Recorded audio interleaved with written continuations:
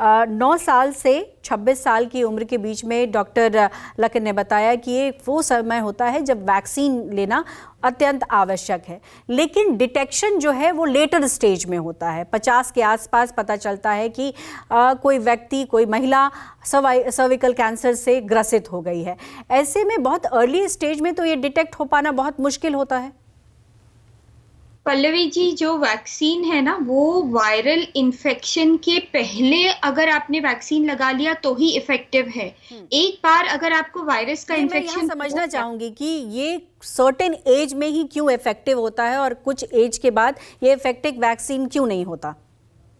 वो इसीलिए होता है क्योंकि जो एचपीवी वायरस है वो इसी एज में इन्फेक्शन होती है और जो बीमारी होती है वो जाके 50 साल में होती है।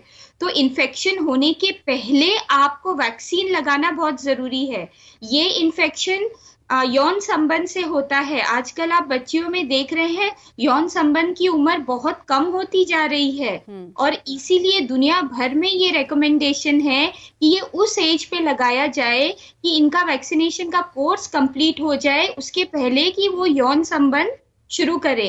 एक बार अगर वैक्सीन इन्फेक्शन हो गया तो वैक्सीन यूजलेस है। आपने देखा है 26 साल के बाद किसी को भी वैक्सीन लगाने का कोई रिकमेंडेशन है ही नहीं। क्यों? क्योंकि 26 साल तक मोस्टली सब औरतों का यौन संबंध हो चुका होता है। इसीलिए ये टाइमिंग, जैसे डॉक्टर लखन ने बोला, बहुत क्रिटिकल टाइमिंग है और यही सबसे बड़ी प्रॉब्लम है वैक्सीन की कि जो एक्चुअल इफेक्टेड पार्टी है वो उस एज पे कुछ जानते नहीं है। 9 साल की बच्चियां अपने आप को क्या वैक्सीनेट करेंगी?